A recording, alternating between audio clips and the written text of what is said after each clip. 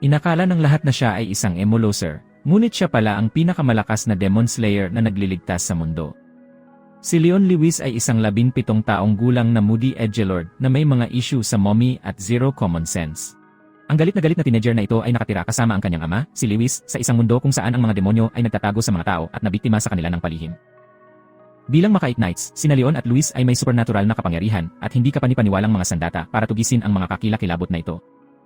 Speaking of Luis, isa siyang equal parts badass demon-slaying knight sa isang walking midlife crisis. Ngunit magkasama ang dysfunctional na mag-ama na duo bilang huling linya ng depensa ng sangkatauhan laban sa isang mundong gumagapang sa kakilakilabot. Lumalabas na sina Leon at Luis ay nakatira sa mga hangganan ng Valiant Kingdom kung saan ang walang utak na si Haring Fernando, sa payo ng kanyang tagapayo na si Mendoza, ay nagsimula ng isang malupit na mangkukulam na pangangaso upang sirain ang mga gumagamit ng mahika. Ngunit hindi alam ng mga tao na ang mga magic user na ito ay ang Makai Mites at Alchemists, ang mga lihim na bayani na nagpoprotekta sa mga tao mula sa mga kakilakilabot.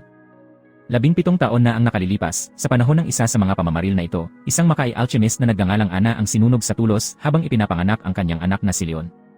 Noon siya iniligtas ng kanyang amang si Luis at ngayon ay pinalaki niya para maging susunod na Golden Knight na nagngangalang Garo. Makalipas ang 17 taon ay nakatanggap si Mendoza ng ulat na si Amang Sandu ay nagdudulot ng mga kabuluhan sa mga hangganan ng kaharian. Ipinadala niya ang mga sundalo upang tugisin sila sa takot na baka anak ito ni Ana.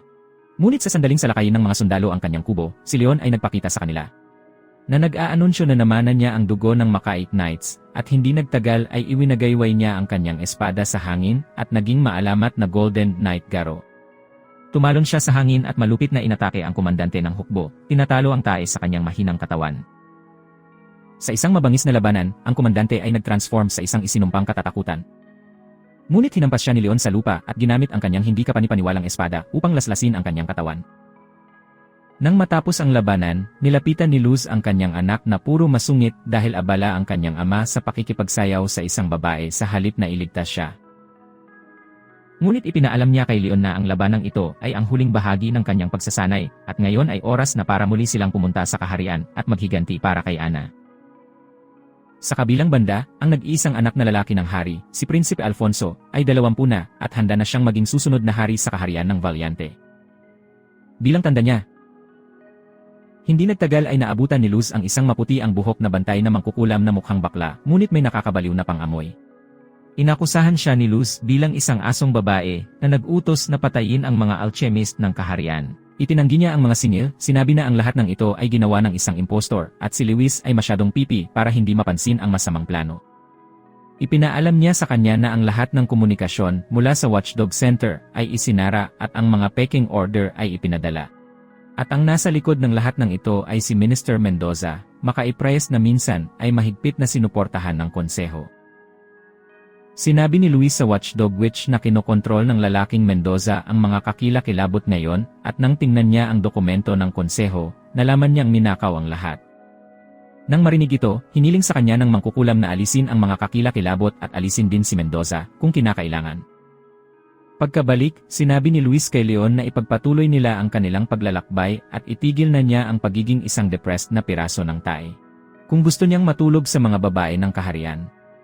Nang marinig ito, galit na tinalo ni Leon ang kanyang ama at hiniling na itigil na ang pambobomba sa basura dahil iniinsulto niya ang kanyang namatay na ina. Sa kabilang banda, ginagamit ni Mendoza ang kanyang mga pangit na pandaraya at inakusahan ang reyna ng pagkalason sa hari upang matulungan ang kanyang anak na si Alfonso na mabilis na maluklok ang trono. Ang dipshit ay nagpapatuloy pa sa pagtatanong kung si Alfonso ba talaga ang anak ng hari o nakitulog siya sa ibang mga lalaki. Sinubukan ng Queenie na ipagtanggol ang sarili, ngunit inutusan ni Mendoza ang mga sundalo na arestuhin siya. Pagkaraan ng ilang oras na paglalakad, ibinenta ni Lewis ang kanyang mga kabayo at nakipag-ugnay sa isa pang babae na nakakadiri na hinihimas ang kanyang mukha sa harap mismo ni Leon. Kinuha ni Lewis ang babae sa kanyang braso at nagpaalam sa kanyang anak. Isinusumpa ni Liam ang kanyang ama at nagtataka kung paano na-inlove ang kanyang ina sa isang pervert na katulad niya. Gayunpaman, nagsimula siyang maglakad sa paligid ng lungsod at hindi nagtagal ay narating niya ang lugar kung saan ang kanyang ina ay brutal na sinunog hanggang sa mamatay. Isang pangit na manggagawa na nagwawalis ng abo ang kaswal na nagsabi kay Neon na maraming kabataang babae ang nawawala sa kaharian at nahuli ng pari ang isa pang mangkukulam. Sa gabi, sinabi ni Leon sa kanyang ama ang tungkol sa mga pagkawala at sinabi sa kanya ni Luz na ang mangkukulam na nahuli ay maaaring isang paring Makai. Nang tanungin ni Leon kung paano niya nalaman iyon, sumagot siya na hindi lamang siya nakikipaglaro sa mga babae, kundi pati na rin ang paghuhukay ng impormasyon sa mga nangyayari sa kaharian. Sinabi niya kay Leon na tulungan siyang iligtas ang mangkukulam dahil maaari itong maging isang mahalagang kaalyado. Nang tanungin ni Leon kung bakit ang isang Makai witch ay madaling nahuli ng pari, sumagot siya na ang mga Makai alchemist ay hindi pinapayagan na saktan ang mga normal na tao, kaya wala siyang magawa para iligtas ang kanyang sarili. Hindi nagtagal ay pumasok sina Leon at Luis sa kulungan kung saan binihag ang mangkukulam na si Emma. Gayunpaman, nakita nila na ang masamang pari ay nagbago sa isang kakilakilabot na handang salakayin ang mangkukulam. Hiniling ni Luis kay Liam na mamuno at ang bata ay tumalon sa pari at sinuntok ito sa bituka at inatake siya ng kanyang espada. Sa kabilang banda, binati ni Luz ang mangkukulam at sinabi sa kanya na narito siya upang iligtas siya, ngunit sinabihan siya ng mangkukulam na itigil ang pagiging masakit sa kanyang puwet dahil hindi niya kailangan ng anumang tulong. Hindi nagtagal ay kinalas niya ang kanyang sarili at tumalon upang tulungan si Leon, ngunit hiniling niya sa kanya na umalis sa kanyang paraan. Biglang lumipad ang kakilakilabot, ngunit dumapo si Leon sa abo ng kanyang ina, at hindi nagtagal ay nagsimulang mag-alab ang kanyang katawan sa kakaibang sensasyon. At hindi nagtagal ay nagtransform siya sa Golden Knight. Si Emma, na nakikipaglaban sa kakilakilabot, ay nabigla nang makitang ang isang batang tulad niya ay naging isang Golden Knight. Si Lee ay nagpakawala ng kanyang lakas at nagliyab sa buong paligid at napagtanto ni Luis na ang kanyang anak ay kinuha ng isang nagniningas na galit. Mabilis siyang nagtransform sa isang kabalyero upang pigilan si Leon na magdulot ng mas maraming pinsala. Hiniling niya sa isang naggangalit na Leon na umiwas sa apoy sa loob niya at huwag maubos nito, at sa wakas ay sinaksak niya si Leon gamit ang kanyang espada upang tulungan siyang bumalik sa kanyang katinuan. Sa kabilang banda, inaalis ni Emma ang mga masasamang pari at ang lagim. Nang maglaon, nalaman ni Alfonso ang tungkol sa pag-aresto sa kanyang ina at mabilis na tumakbo kasama ang kanyang kabayo upang tulungan siya. Ngunit ang Reyna, hiniling ni Reyna na tumakas siya dahil pinagtaksilan sila ni Mendoza at hiniling niyang bumalik muli kapag lumakas na siya at bawiin ang kaharian tulad ng maalamat na kabalyero ng liwanag. Kaya nagpasya si Alfonso na tumakas at bumalik mamaya para iligtas ang kanyang mga magulang at ang kaharian. Kinabukasan ng si Luis at Leon ay nakaupo sa isang inn at tinatalakay ang kanilang susunod na plano ng aksyon kapag binisita sila ni Emma. Nang makita siya, nagsimulang kumilos muli si Leon na parang baliw, ngunit pumasok si Luis at hiniling siyang sumama sa kanila para uminom. Pagkatapos ng ilang maliit na usapan, sinabi ni Luis kay Ima na tinanong niya si Priest Gal, ang pinakamataas na antas ng pari ng distrito, upang ayusin ang mother ring para kay Leon upang matulungan siyang maging isang ganap na Golden Knight. Hindi nagtagal ay tiningnan niya ang nasugatan na braso ni Leon na nag-ugnay sa kanya sa alaala ng kanyang ina at naawa siya sa maliit na batang lalaki na nawalan ng kanyang ina ng napakabata. Kinaumagahan, tumungo ang mag-ama sa bundok upang salubungin si Gal at kunin ang singsing. Ngunit napagkamalan sila ng estudyante ni Gal ng mga horror at nagsimulang umatake. Hindi nagtagal ay napagtanto niyang sila ang mga espesyal na panauhin ni Gal at nakatanggap ng malupit na pagsaway mula sa pari dahil sa kanyang katangahan. Nang makita ni Gal ang batang si Leon, nag-flashback si Gal ng 16 na taon na ang nakararaan nang lumapit sa kanya si Luz na may dalang sanggol na humihiling sa kanya na ayusin ang mahiwagang singsing ng kanyang asawa. Nang marinig ang balita ng pagkamatay ni Ana, ang estudyante ni Gael na si Orcelo ay humagulgol na parang bata. Hiniling ni Luis kay Giselle na ayusin ang singsing para sa kanya upang mamana ni Leon sigaro kapag siya ay tumanda na. Pagkatapos ng karaniwang pagbati, tiniyak ni Gal kay Leon na huwag masyadong mag-alala tungkol sa Zaruba Flames dahil isang araw ay gagabayan siya ng mga apoy na ito sa tamang landas. Sinabi niya kay Leon na ang kanyang mga mata ay kahawig ng mga mata ng kanyang lolo, na dating garo at nakipaglaban sa maraming laban kasama si Gal. Gayunpaman, nang pumasok si Gal sa loob ng kuweba upang isagawa ang mga ritual at dalhin ang singsing sa Aleman, ang kanyang estudyanteng si Marcelo ay naging isang kabalyero at pinatay si Gal. Ninakaw niya ang singsing at tumakas mula sa kuweba, ngunit pinigilan siya ni Ima sa kanyang paglalakbay. Ima looked at him suspiciously and asking him to give the ring back to her. Ngunit nang hindi siya pinakinggan ni Marcelo, binitag niya ito ng kanyang mga pilak na sinulid. Inagaw niya sa kanya ang singsing, ngunit biglang may sumabog na bumagsak sa kagubatan at tumakbo sina Leon at Luz papunta kay Marcelo. Nagsinungaling siya sa kanila na sinasabing ninakaw ng isang Makai witch ang singsing at pinatay si Gal. Nang marinig ito, tumakbo si Leon sa direksyong iyon, at hindi nagtagal ay nakipag-espada silang dalawa. Hiniling ni Liam sa kanya na ibalik ang Zoruba, ngunit sinabi sa kanya ni Emma na si Marcela ay naging isang horror at nasa kanya pa rin ang Zoruba. Sa kabilang banda, dinala ni Marcelo si Luis sa kuweba kung saan nakahiga pa rin sa sahig ang patay na babae. Pagkatapos ay sinabi ni Marcelo kay Luis na hahanapin niya ang singsing, ngunit pinigilan siya ni Luis at hiniling na ipakita ang kanyang espada.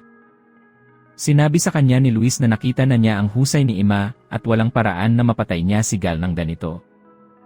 Nang marinig ito, muling naging wild si Marcelo at ipinahayag na papatayin niya ang lahat gamit ang singsing na zaruba.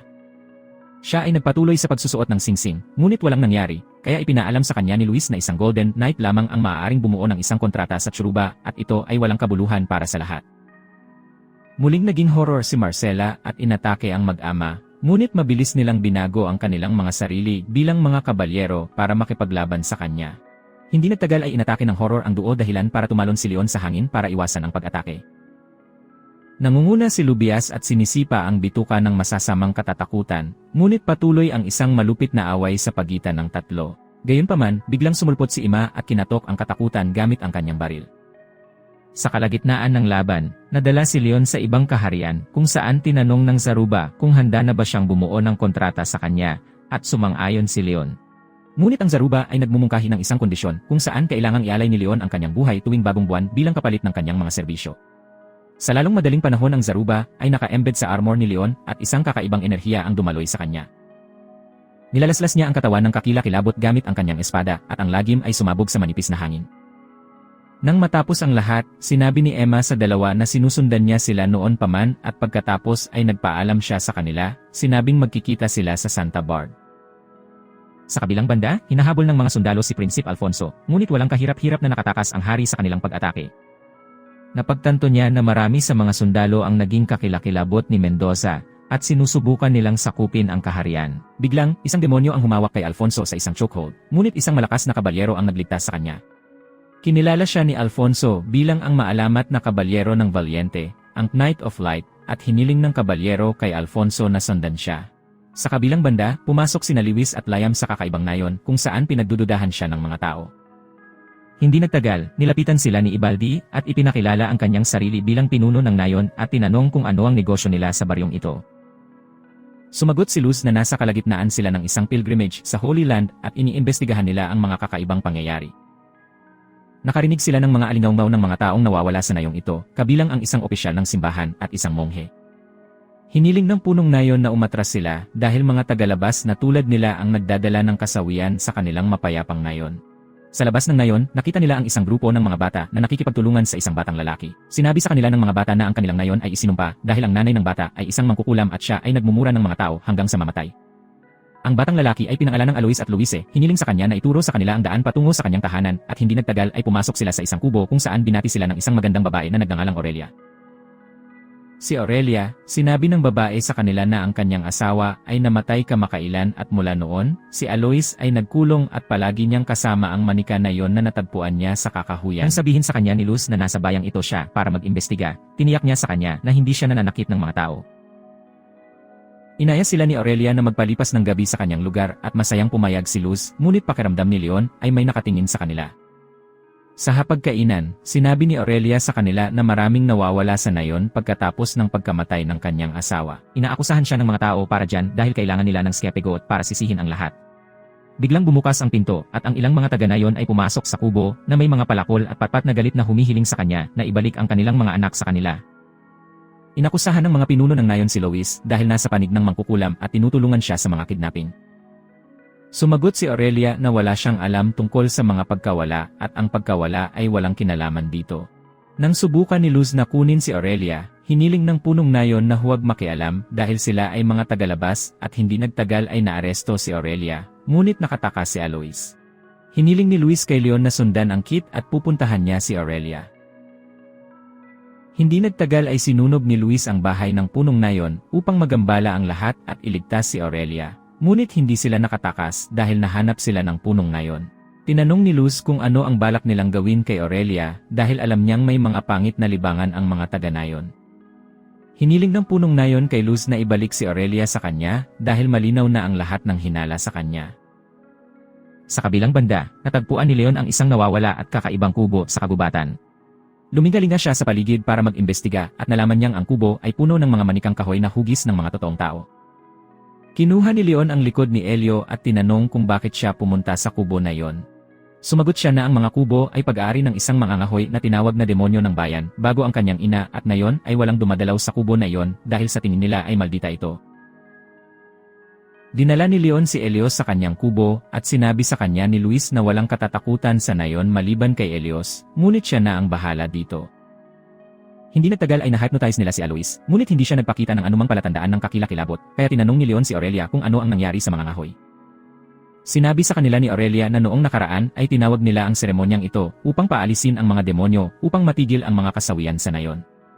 Nang marinig ito, idineklara ni Leon na ang manika na kasama ni Alois ay ang isinumpang bagay at agad siyang tumakbo palabas ng bahay upang hanapin si Alois.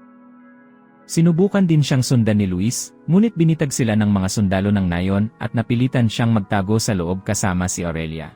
Sinusubukang pasukin ng mga taga-nayon ang kubo at isang takot na si Aurelia ang nagtapat kay Luz na kasali rin sa seremonya ang kanyang asawa, ngunit hindi siya nakatiis kaya sinubukan niyang isumbong ito sa simbahan. Napagtanto ni Luis na ang dahilan kung bakit pinatuloy sila ni Aurelia ay para tulungan ang kanyang anak. Samantala, si Leon ay tumatakbo palayo ng may pagkawala at hiniling niya sa kanya na ibigay ang manika sa kanya.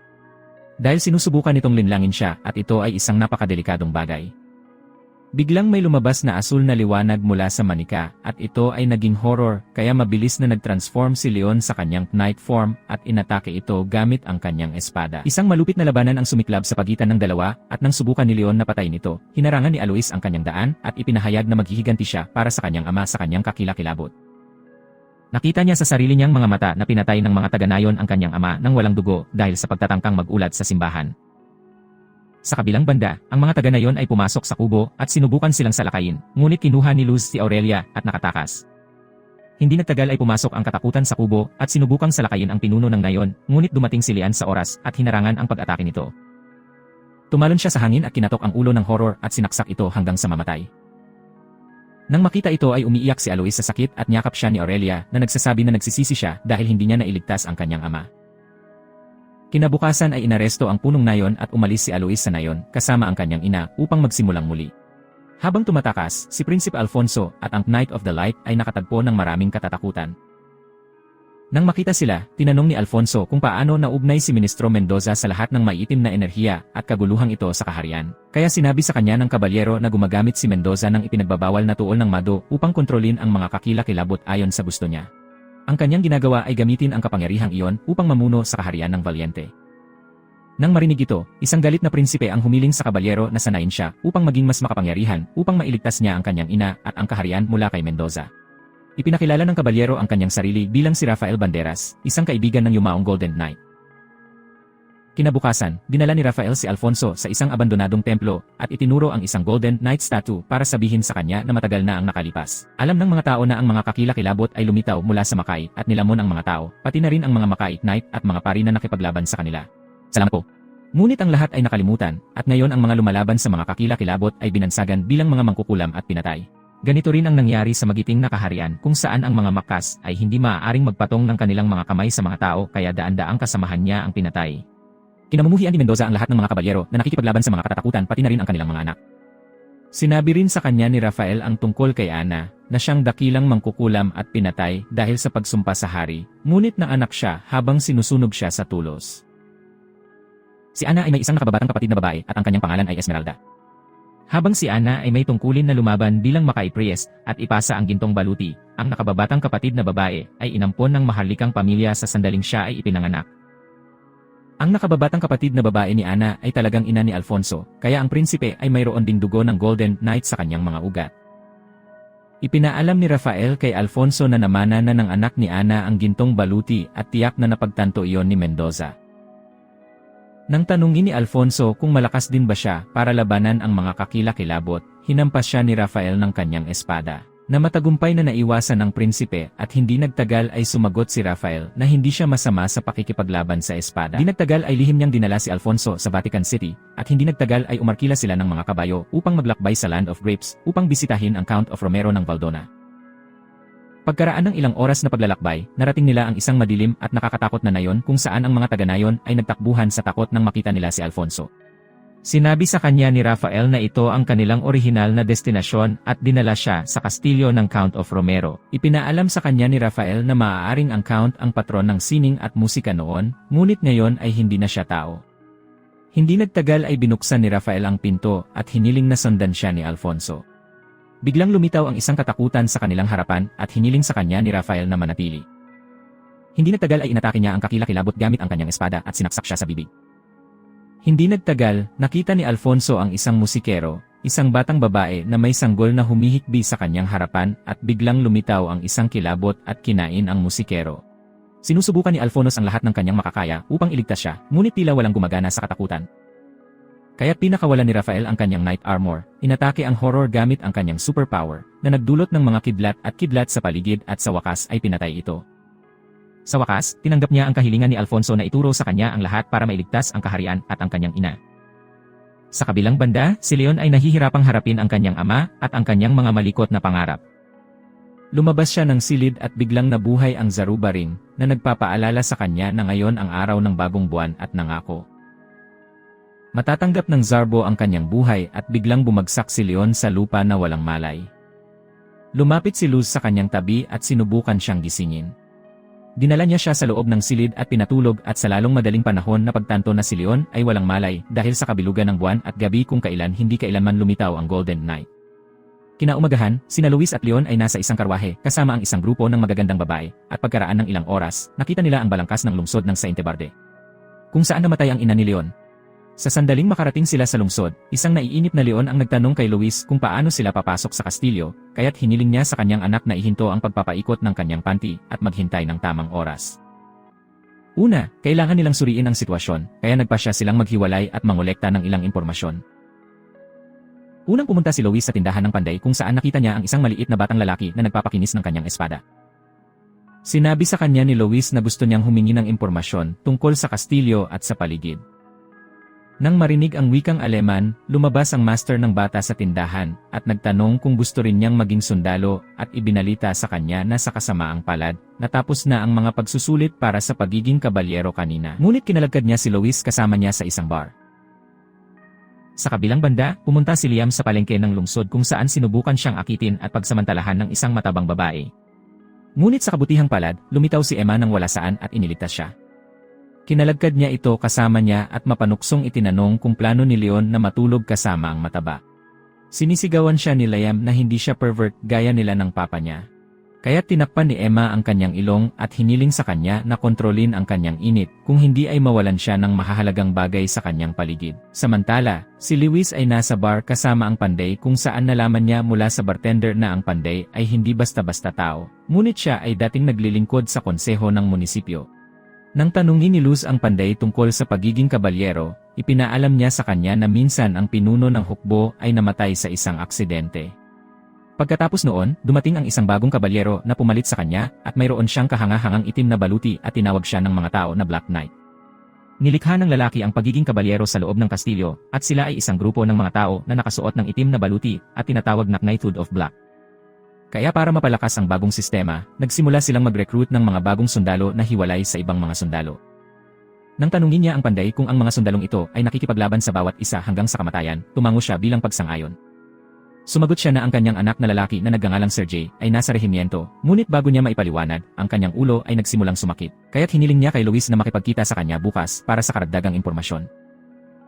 Kinabukasan ay nakatagpo si Leon ng isang mahirap na batang lalaki na brutal na binugbog ng tindera dahil nagnanakaw siya ng pagkain. Ang estudyante ng panday na si Giulio ay sinubukang iligtas siya ngunit wala siyang magawa. Kaya pumayag si Leon at binayaran ang bata para iligtas siya. Nagpasalamat si Giulio kay Leon at sinabi sa kanya na noong unang panahon siya ay eksaktong katulad ng batang pulubi, ngunit pinapasok siya ng kanyang amo at tinuruan siya ng mga kasanayan ng isang panday. Naging ama sa kanya ang panday at nagsimula siyang manirahan sa kanya mula noon. Iyon ang unang pagkakataong nakilala ni Giulio si Sergey, at pareho silang nagsimulang mamuhay na parang tunay na magkapatid at big boss at ginawa siyang bahagi ng kanilang pamilya ni Sergey. Hindi nagtagal ay nakarating sila sa tindahan ng panday kung saan naghihintay na si Lois sa panday. Pinapasok sila ni Giulio sa loob at sabay-sabay silang lahat ng masaganang pagkain. Nang marinig ang buong kwento mula kay Giulio, sinabi ng panday kay Luis na mayroon siyang magandang anak at bumuntong hininga si Luis, na sinasabi na hindi siya lumalaki tulad ng gusto niya dahil siya ay naging matalas at medyo matalinong puwit. Biglang nakaramdam muli ng pananakit ng ulo ang panday, ngunit tiniyak niya sa kanila na ayos lang siya. Ngunit nang si Luis at Liam ay patuloy na nagtatalo sa isa't isa, hinampas ng panday ang mesa at hiniling na umalis sila. Gayunpaman, huminahon si Sunny at humingi ng paumanhin sa kanila, sinabi na hindi maganda ang kanyang pakiramdam ngayon.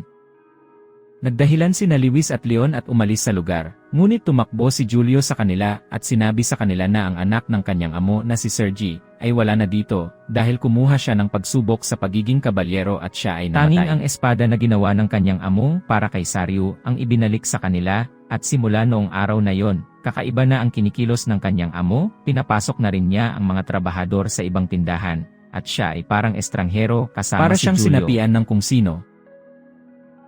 Dinala ni Julio sina Luis at Leon sa espada ni Sardi, kung saan naramdaman agad ni Luis na may mali. Napagtanto niya na ang mga pintuan ng mga kakilakilabot ay nabuksan, na naglalabas ng kasamaan sa mundo. Ang Panday, dating isang ordinaryong tao, ay sinapian ng lagim ng kawalan ng pag-asa. Ang baluktot na puwersang ito ang nagtutulak sa kanya na salakayin ang mga kabalyero sa paligid niya, ninakaw ang kanilang mga kaluluwa at nag-iwan ng kaguluhan sa kanyang kalagayan. Ang kapaligiran ay mabigat sa takot at ang dating tahimik na mga lansangan ay napuno na ng pangamba. Habang gumagalaw ang Panday sa lugar, humakbang si Julio para harapin siya, sinusubukang pigilan ang kanyang pag-alsa. Gayunpaman, ang katakutan sa loob ng Panday ay lubusang nilamon siya. Walang pag-aalinlangan, binalingan niya si Julio, "Salamat po." At mga pag-atake na may nakamamatay na layunin. Sa sandaling yon, dumating si Leon sa tamang oras upang iligtas si Trulio mula sa kapahamakan. Sa pagmamasid sa sitwasyon, nagpasya si Luis na hawakan ang Panday mismo, alam na kakailanganin ang kanyang buong lakas upang talunin ang nilalang na ito. Naghahanda si Luis para sa labanan, na naging isang kabalyero. Ang kanyang baluti ay kumikinang sa madilim na liwanag, isang malaking kaibahan sa dilim na nakapalibot sa Panday. Ang Panday, na hindi na katulad ng dati niyang tao, ay gumagawa ng isa pang espada na may hindi likas na bilis at katumpakan. Ang sandata, na ginawa mula sa kawalan ng pag-asa, ay naglalabas ng kapahamakan. Magsisimula ang labanan at ito ay mabangis. Ang pag-akyat ng mga espada ay umaalingaw-ngaw sa buong gabi na lumilikha ng nakakatakot na ritmo. Lumilipad ang mga kislap habang nagsasalpukan ang kanilang mga talim na nagbibigay liwanag sa mga lansangan sa maikling sandali. Ang palengke, kadalasang abala sa buhay, ay nagiging isang larangan ng digmaan. Nagsisigawan at nagkakalat ang mga tao, naghahanap ng kanlungan mula sa labanan na umabot sa kanilang tahanan. Si Lewis ay nakikipaglaban ng may husay at determinasyon, ang bawat indayog ng kanyang espada ay maingat na kinakalkula. Ang Panday, na hinimok ng kanyang kawalan ng pag-asa at impluensya ng kakilakilabot, ay umaatake ng may hilaw na kapangyarihan. Brutal ang sagupaan sa pagitan nila, mabilis at walang tigil ang kanilang mga galaw. Ang lupa ay nanginginig sa ilalim ng kanilang mga paa, habang sila ay nakikipaglaban, ang bawat welga ay nagbabanta na itip ang mga kaliskis pabor sa magkabilang panig. Sa kabila ng napakalakas na lakas ng Panday, ang karanasan at pagpapasya ni German ang nagbigay sa kanya ng higit na kapangyarihan. Naghihintay siya ng tamang sandali, umiiwas sa isang mabangis na suntok bago gumanti ng tumpak. Nakita ng kanyang talim ang marka nito, na tumusok sa dibdib ng Panday. Bumubulwak ang itim na dugo mula sa sugat, tumatagas sa lupa, at nabahiran ng mabahong amoy ang hangin. Ang Panday ay nagpakawala ng isang hindi makamundong sigaw, ang tunog na nakakagigil sa lahat ng nakakarinig nito. Nanginginig ang kanyang katawan habang nagsisimulang maglaho ang kilabot sa loob niya. Sa isang huling panginginig, bumagsak siya sa lupa na walang buhay. Tumahimik ang lungsod, ang kaguluhan ay humupa ng mabilis sa simula. Umiiyak na parang sanggol si Julio pagkatapos mamatay ang Panday at sinubukan siyang aliwin ni Luz sa pagsasabing ang mga tao ay marupok na nilalang. Na ang malakas na emosyon ay gumuho sa kaunting bitak, kaya dapat niyang bantayan ang kanyang sarili at ang kanyang kinabukasan. Hindi nagtagal, kinuha ni Julio ang tindahan ng kanyang amo, iniisip kung magagawa ba niyang maging isang iginagalang na tao tulad ng amo. Sa gabi, nakilala ni Lewis si Emma at nalaman mula sa kanya na upang maging isang Black Knight, kailangang pumasa sa isang pagsubok sa isang kakaibang silid. Minsan ay narinig ng isang babaeng katulong ang malakas na sigaw ng isang taong nagmamakaawa na iligtas na nagmumula sa silid. Kaya't manalo man o matalo, ang mga kabalyero ay nagiging horror sa utos ni Mendoza. Sa huli, naiinip na tinanong ni Leon si Luis kung kailan sila susugod sa kastilyo, kaya sinabihan siya ni Luis na maghintay hanggang sa magdala ang mga babae ng impormasyon para sa kanila. At papasok lang sila sa kastilyo kapag nalaman na nila ang nangyayari sa loob ng 4 na pader nito. Pinaalis ni Leon ang kanyang ama sa silid at natulog. Sa kalagitnaan ng gabi, dumating ang isang matabang babae kasama ang isang grupo ng mga kabalyero na humihiling sa innkeeper na buksan ang silid ng kanyang panauhin dahil sigurado siyang si Prinsipe Alfonso iyon na nakabalakayo. Hindi nagtagal, bumagyo ang mga kabalyero sa loob ng silid ni Leon, at sa sandaling sinubukan nilang salakayin siya, sinipa niya ang ilan sa kanila at nakatakas. Nakipaglaban siya sa ilang mga kabalyero sa kanyang paglalakbay, ngunit biglang naging kakilakilabot ang mga kabalyero at hindi nagtagal ay napagtanto niya kung ano ang nangyayari sa loob ng kastilyo. Biglang, isang samurai na nakatingin sa lahat mula sa itaas ay tumalon pababa sa Thor at sumugod kay Leon na humarang sa kanyang pag-atake. Sinipa niya si Leon sa bituka at pinalipad siya sa pader at hindi nagtagal ay nagtransform siya bilang isang kabalyero na may nakakatakot na aura. Nang makita ito, isinuot din ni Leon ang kanyang baluti ng kabalyero at nagsimulang tumakbo sa mga bubong upang sundin siya ng kabalyero. Hindi nagtagal ay bumagsak sila sa lupa at si Leon ay naging masyadong mahina laban sa Black Knight. Siya ay nagpatuloy upang patayin si Leon, ngunit iniligtas siya ni Emma. Ngunit hindi nagtagal ay inatake niya si Leon gamit ang kanyang kapangyarihan at pinaalis siya sa abot ni Emma.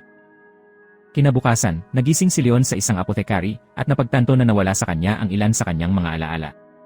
Sinabi sa kanya ng doktor na ito ay dahil sa pinsala at maaalala niya ang lahat sa lalong madaling panahon.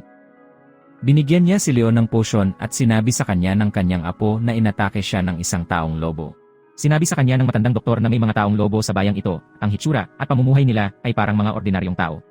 Ngunit ipinapakita nila ang kanilang tunay na kulay bilang mga lobo sa panahon ng kabilugan ng buwan at kumakain ng mga tao. Pero isa lang itong alamat, kaya malamang nahulog lang si Leon sa tulay at nasaktan.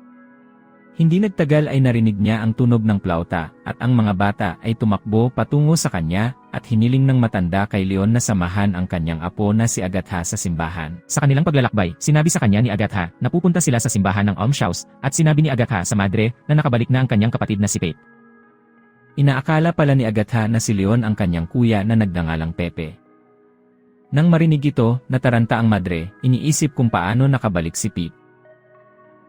Nang tanungin ni Liam kung ano ang alam niya tungkol sa kanya, naramdaman ng madre na nawalan ng alaala si Pepe at nagpatuloy na magsabi sa kanya ng mga kasinungalingan tungkol sa pagliligtas sa kanyang buhay mula sa isang grupo ng mga travel entertainer. Tila hindi kayang ibalot ni Leo ang lahat ng ito at pakiramdam niya ay may mali, kaya pumunta siyang muli sa apothecary para mag-imbestiga.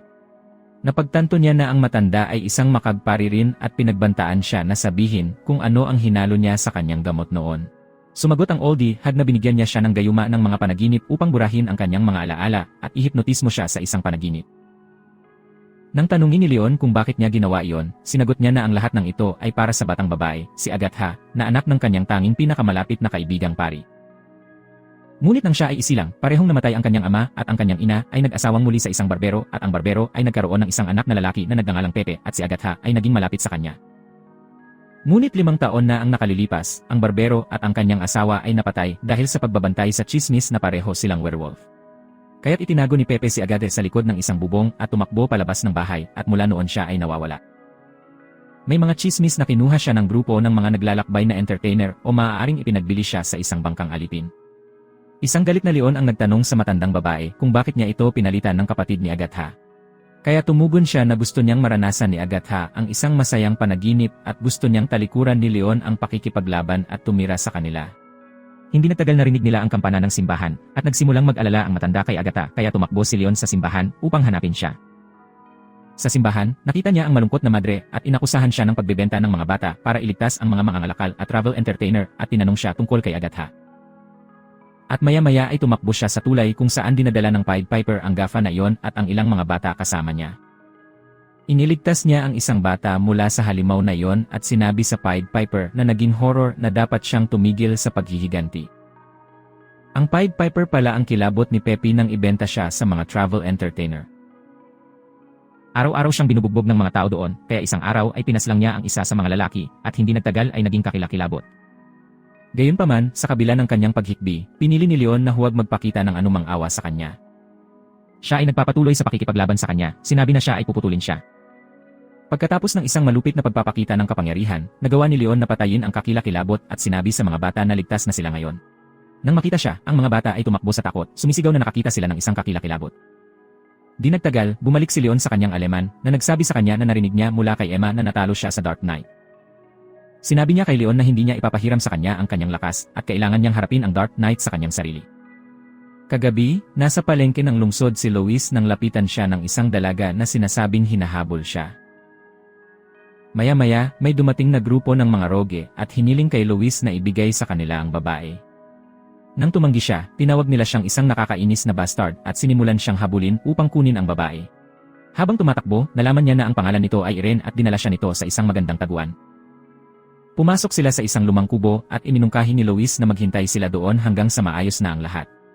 Nagpasalamat si Irene sa kanya at ipinaliwanag na minsang hinaras siya ng mga roge sa isang pub, kaya hinampas niya ng bote ng alak ang isa sa kanila at tumakas. Sa kasamaang palad, nagkataon na nakasalubong niya sila sa palengke noong araw na yon na nag-udyok sa kanila na sundan siya. Pasasalamat sa tulong niya, humingi si Luis ng halik bilang kapalit sa pagliligtas sa kanyang buhay at malugod siyang pumayag.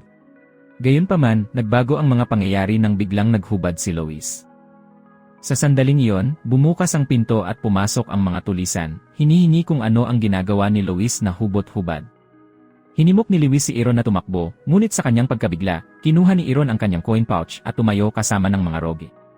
Lumalabas na bahagi siya ng gang na nag-akit sa mga manlalakbay sa mga bitag upang pagnakawan sila. Pagkatapos ay nagsimulang habulin ng mga lalaki ang isang hubad na Aleman na pinilit siyang tumakbo sa mga lansangan upang makatakas. Sumabog ang kaguluhan sa lungsod habang tumatakbo si Luis at hindi nagtagal kahit ang mga kabalyero ay sumali sa pagtugis. Desperado na magtago, nakahanap si Luis ng laundry shop at nanghiram ng bedsheet sa isang babae roon para itago ang kanyang kahubaran. Gayunpaman, hindi nagtagal ay dumating ang mga Knicks at pinaulanan ng palaso ang babae. Nakuha ni Luis ang palaso sa himpapawid na nagligtas sa kanya. Hinimok siya ng babae na tumakbo at iligtas ang kanyang sarili, at ipinagpatuloy niya ang kanyang pagtakas kasama ang mga kabalyerong mainit sa kanyang landas. Tulad ng mga bagay na tila walang pag-asa, si Emma ay dumating upang iligtas siya. Ginamit niya ang kanyang pilak na sinulid para kumapit sa isang poste, na naging dahilan upang madapa ang mga kabalyero at ang kanilang mga kabayo at unang bumagsak ang ulo. Nang maglaon, sinabi sa kanya ni Emma ang lahat tungkol sa pagkatalo ni Leon ng itim na kabalyero na nagngangalang Bernard ng Dayan. Nang tanungin ni Luz kung nasaan ang kanyang anak, sinabi niya sa kanya na halos hindi ito nakaligtas sa kamatayan. Kaya tumugon si Luz na ang pangyayaring ito ay magpapaalala kay Leon na hindi pa rin siya sapat upang harapin ang kanyang mga kaaway at malalaman niya kung ano ang nawawala sa kanya. Pagkatapos ay pinuntahan muli ni Luis ang maputing bantay na mangkukulam at tinanong siya kung bakit hindi niya sinabi sa kanya ang tungkol kay Bernardo noon. Kaswal niyang sinagot na lalabas sana siya sa picture basta hinabol niya si Mendoza at nanatiling tikom ang bibig niya. Isa ra upang maiwasan ang pag-aalinlangan ng puso ni German. Dahil nakatalikod na si Bernardo at isa siyang kilalang Black Knight ngayon. Sina Ana, Luis at Bernardo pala ay mga childhood friends na dating nagsasanay at nagsasaya. Minsan niyang sinabi kay Luis na kung minsan ay nararamdaman niyang labag sa mga tungkulin ng Makait Knight. Isang araw, habang tumatakas sa mga kawal na humahabol sa kanila sa isang pamamaril, narinig ni Ana ang sarili at hiniling ni Bernardo kay Luis na kunin ang kanyang kabayo at tumakas kasama si Ana habang nakikipag-ugnayan siya sa mga sundalo.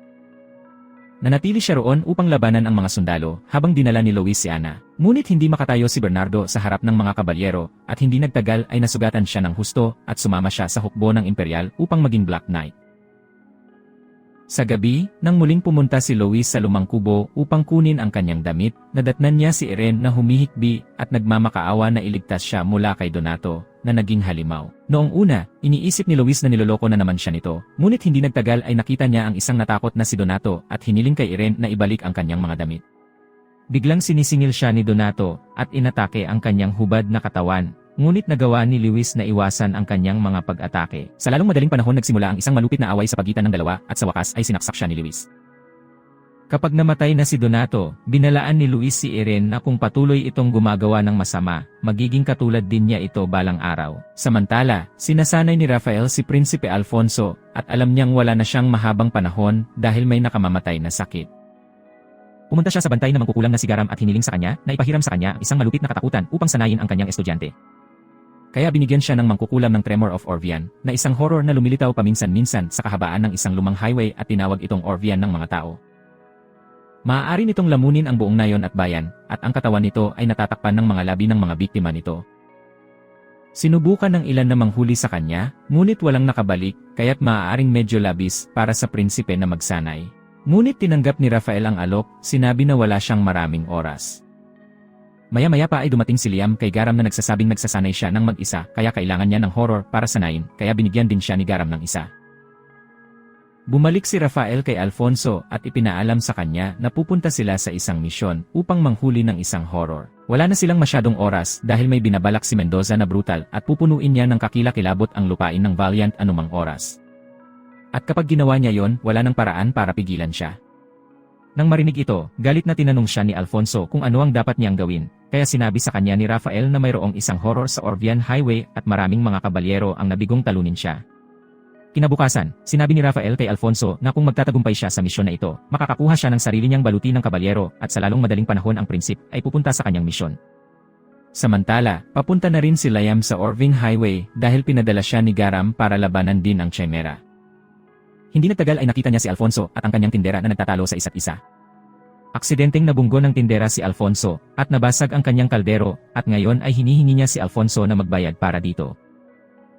Kinuha ni Leon ang isa sa mga piraso at ibinalita na ito ay parang anumang lumang walang lalagyan na palayok na mahahanap ng isa kahit saan at hiniling sa tindera na huminto sa pag-ugaling parang isang brat. Pagkatapos na malantad sa harap ng lahat, tumakbo ang lalaki palayo at hiniling ni Leon kay Alfonso na mag-ingat sa mga trick na ito at pagkatapos ay iniligtas niya si Alfonso mula sa isang grupo ng mga kababaihan at dinala siya sa isang lokal na inn. Pareho silang nagpakilala sa isa't isa at nang malaman ni Leon na Alfonso ang pangalan niya, tinanong niya kung magiging okay ba siya sa pangalang ito dahil hinahanap ng lahat sa lungsod ang prinsipe na Alfonso din ang pangalan. Sumagot si Alfonso na magiging maayos siya at sa lalong madaling panahon ay magkahiwalay na sila ng landas. Sa gabi, tumungo si Leon patungo sa tulay, determinadong harapin ang kakilakilabot.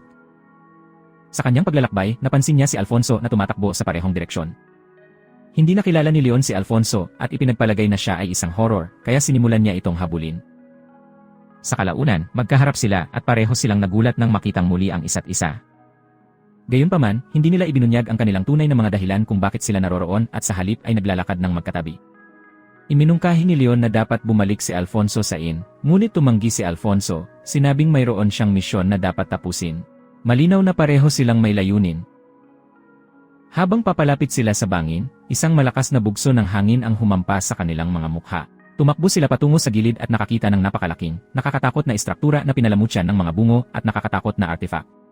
Ang istruktura ay gumagalaw at bigla silang inaatake ng isang pala. Sa kabutihang palad, nakaiwas sila sa pag-atake.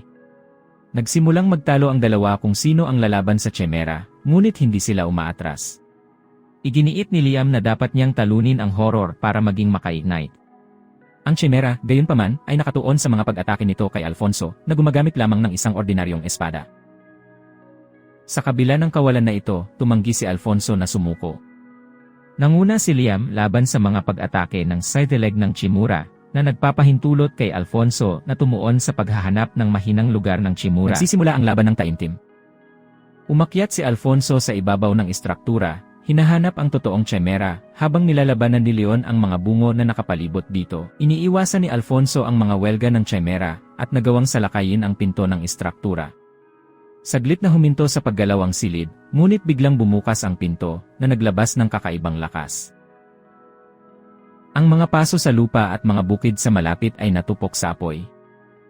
Binalaan ni Leon si Alfonso na ang pagpapatuloy ng labanan ay maglalagay sa panganib sa mga nayon at bayan. Walang pag-aalinlangan, si Leon ay nagtransform sa isang kabalyero at naniningil sa Chimera. Itinutok niya ang kanyang talim sa napakalaking bibig nito habang iniiwasan ang walang tigil na pag-atake nito. Kinulong ng Chimera si Leon sa pagitan ng matatalas nitong ngipin na ikinagulat ni Alfonso. Iniisip niya kung maililigtas niya ba si Leon o ang sitwasyon ay hindi niya kontrolado. Sa sandaling yon, lumitaw si Master Rafael sa tulay. Sinabi niya kay Alfonso na kapag ang isang mandirigma ay humawak ng espada, wala nang babalikan. Ang isang kabalyero ay dapat lumaban hanggang sa kanilang huling hininga. Hinugot ni Rafael ang kanyang espada at naging Knight of the Light. Sa hindi natitinag na determinasyon, sumugod siya sa Chimera upang iligtas si Lin.